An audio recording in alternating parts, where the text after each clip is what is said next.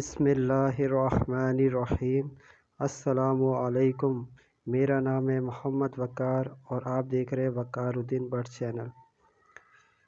आज के टॉपिक है अंडे ख़राब क्यों होते हैं। एग अनफर्टाइल होने की वजूहात जो मैंने इस सीज़न में नोट किया है, कोशिश करूँगा इस तरीके से बताऊं और वीडियो में दिखाने की कोशिश करूँगा ताकि आप लोगों को समझने में आसानी हो। एक तो ये जो पट्ठे आप देख रहे हैं, इनकी एज तकरीबन 6 मंथ है और ब्रीड के काबिल हो गए, लेकिन इनको ब्रीड पे बिल्कुल भी नहीं लगाना चाहिए मेरे हिसाब से। अगर हम इनको ब्रीड पे लगाएंगे, ब्रीड तो करेंगे लेकिन 99% एग अनफर्टाइल होंगे। इनकी सही एज 8 मंथ है और मेरे हिसाब से अगस्त जो अभी आएगा उसमें अगर हम इनसे ब्रीड करवाएं तो 100% एग फर्टाइल होंगे। इस वक्त जो मेरी कॉलोनी में ब्रीडर पेयर है, उनके जो एग ख़राब हुए, उनकी जो मेन वजह जो मैंने नोट की है वो ये सारे चिक्स हैं। कसूर इनका नहीं है, ये जैसे ही सेल्फ होना शुरू होते हैं तो इनकी शरारतें उरूज पे होती है, तो इतने ज़्यादा ये यानी मटकियों में जाते हैं और एग को छेड़ते हैं कि एग जो है फर्टाइल एग भी अनफर्टाइल हो जाते हैं। हमें कोशिश करनी चाहिए और इन चिक्स पे नज़र रखनी चाहिए जब तक ये टोटल पेरेंट्स फीड पर हो। तकरीबन ये मटकी से निकलने के बाद 15 दिन तक पेरेंट्स की फीड में होते हैं। उसके बाद ये ख़ुद फीड करना शुरू करते हैं और साथ में पेरेंट्स से भी।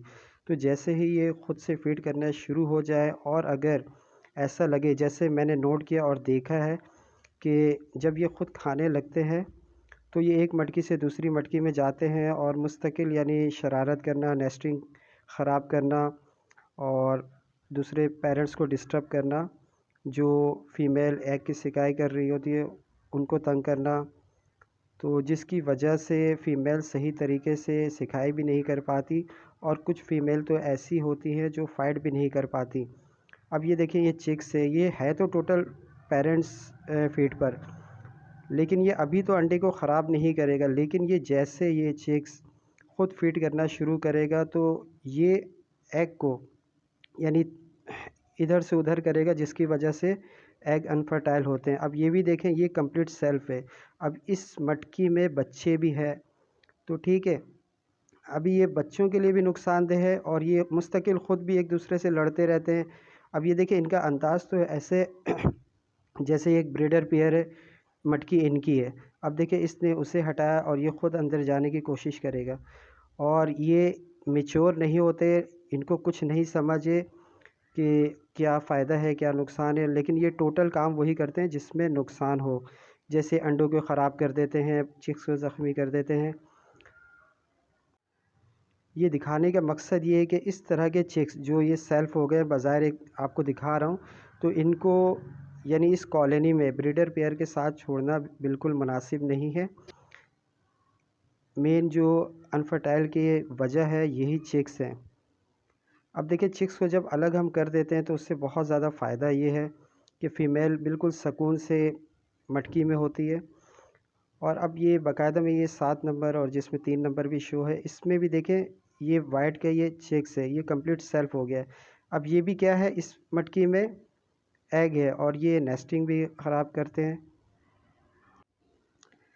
और कोशिश ये भी करनी चाहिए, जो बच्चे सेल्फ लगे ख़ुद से खाने पीने लगे उन्हें अलग कर देना इसलिए भी बेहतर है। वो दूसरे चिक्स जो ख़ुद से खा पी नहीं सकते उन्हें खाने नहीं देते, बल्कि जो पेरेंट्स फीड करवाते हैं उनके पास आके ख़ुद फीड कर लेते हैं, जिसकी वजह से जो चिक्स जो छोटे हैं जो ख़ुद खा नहीं सकते वो सही से फीड कर नहीं पाते। तो ये भी एक बहुत बड़ा नुकसान है, यानी चिक्स इस वजह से भी एक्सपायर हो जाते हैं, क्योंकि ये जावा चिक्स की एक ये बहुत बड़ी कमज़ोरी है कि ये बच्चे ज़्यादा भूख बर्दाश्त नहीं कर सकते। अगर इन्हें शायद एक दिन भी खाना ना मिले तो ये अगले दिन वैसे तो बिल्कुल सही होंगे, लेकिन सिर्फ भूख की वजह से एक्सपायर हो जाते हैं। आप ये देख सकते हैं कि इसमें चिक्स हैं और कुछ चिक्स तो छोटे हैं और कुछ जिसके पिंक चोंच है थोड़ी सी। ये देखें, जो अभी अपने परों को शायद नोच रहा है या ख़ारिज कर रहा है। तो ये साइज़ दिखा रहा हूँ और भी कोशिश करूँगा कि इस तरीके से दिखाऊं ताकि बाकायदा आप लोगों को समझने में आसानी हो कि किन चिक्स को अलग करना है। ऐसा बिल्कुल नहीं है कि जो पेरेंट्स फीड में है उन्हें अलग करना है। और ये भी आप लोगों से इसमें कहना चाहूँगा कि जब भी हम ये चिक्स को अलग करें तो कम से कम 1-2 दिन बिल्कुल उन पे नज़र रखें।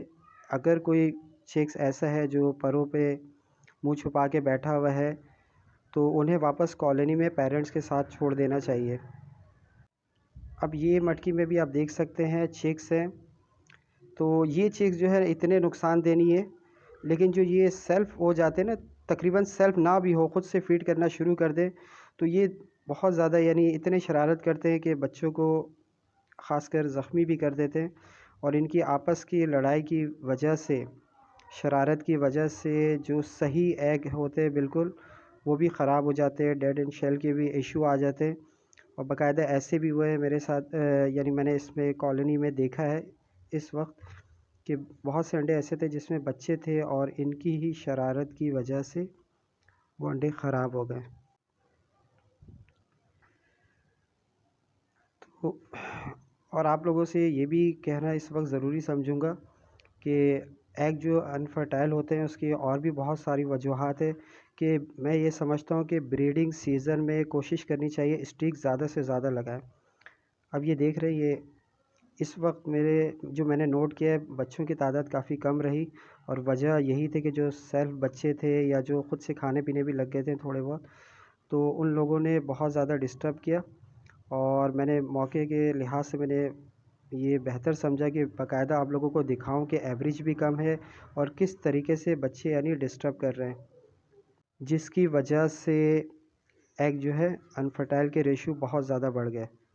खैर जो हुआ सो हुआ, मैंने ये इन चीज़ों पे कंट्रोल पा लिए और चिक्स को तकरीबन अलग कर दिए और अल्हम्दुलिल्लाह दोबारा से पेयर बहुत सारे उन्होंने दोबारा नेस्टिंग भी की है और बहुत से ने मटकी भी चेंज की है। वजह सिर्फ यही है कि कुछ चिक्स ने इतना ज़्यादा डिस्टर्ब किया जिसकी वजह से उन्होंने मटकी चेंज की। हाँ, मैं आप लोगों से ये कह रहा था आप दोस्तों से कि ब्रीडिंग सीज़न में स्टिक का इस्तेमाल ज़्यादा करें, क्योंकि ब्रीडिंग सीज़न में फ्लाइंग की ज़रूरत नहीं होती।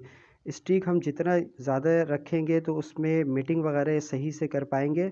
अगर जब मीटिंग सही से होगी तो एग जो है वो फर्टाइल होंगे। अगर मीटिंग सही नहीं होगी यानी क्रॉसिंग सही नहीं होगी तो बहुत ज़्यादा चांसेस है एग अनफर्टाइल होने का।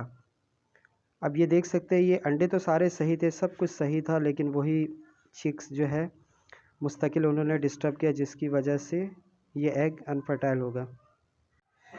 जब ब्रीडिंग सीज़न चले जाए बेशक स्टिक कम कर दें, और क्योंकि उस वक्त उन्हें फ्लाइंग की ज़रूरत होती है और जबकि इन दिनों चिक्स को बैठने की भी ज़रूरत होती है और पेरेंट्स तकरीबन मीटिंग करते ही रहते हैं हर रोज़ तकरीबन हर पेयर। तो स्टिक ज़्यादा लगाएं, उससे ये है कि एवरेज बहुत अच्छी होगी।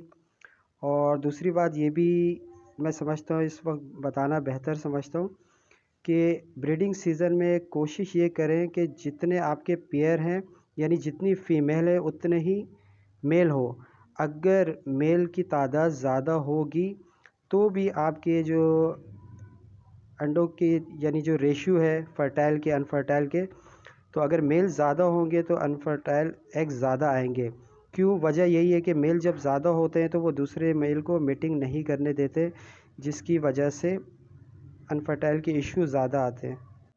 और अगर जिन दोस्तों के पास ये इशू है, बल्कि मुझसे कुछ कमेंट्स के ज़रिए और कुछ मेरे दोस्त ने पूछा भी था कि उनके पास ये एवरेज कम थी, अंडे भी कम आ रहे थे और अनफर्टाइल के भी इशू बहुत थे, तो मैंने उनको यही बताया कि अपने मेल चेक करें, ज़्यादा तो नहीं है।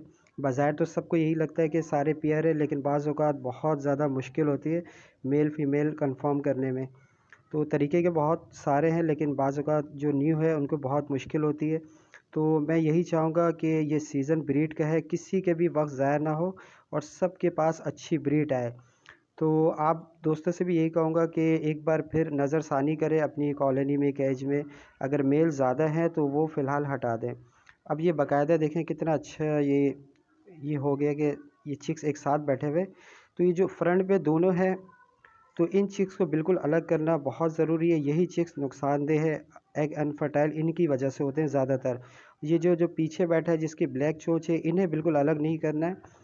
और मैंने देखे जब सारे चिक्स अलग किए तो उसके बाद देखें कितने सुकून से ये अपनी मटकी में भी है और अंडे की सिकाई कर रही है। इससे फ़ायदा क्या होगा, जब ये बिल्कुल सुकून से इस तरीके से मटकी में होंगी और कोई इन्हें चिक्स डिस्टर्ब नहीं करेगा, तो सारे एग जो है फर्टाइल होंगे।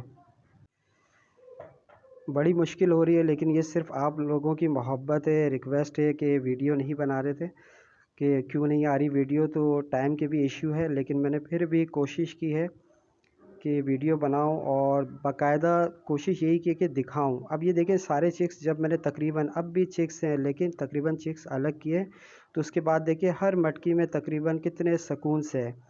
तो ब्रीडिंग सीज़न में इस तरीके का माहौल होना बहुत ज़रूरी है। अगर बहुत ज़्यादा ये डिस्टर्ब हम तो खैर नहीं करते हैं, कोशिश यही होती है, लेकिन अब वो चिक्स है तो वो तो करेंगे, उनका काम ही यही है, क्योंकि बच्चों का काम है शरारत करना।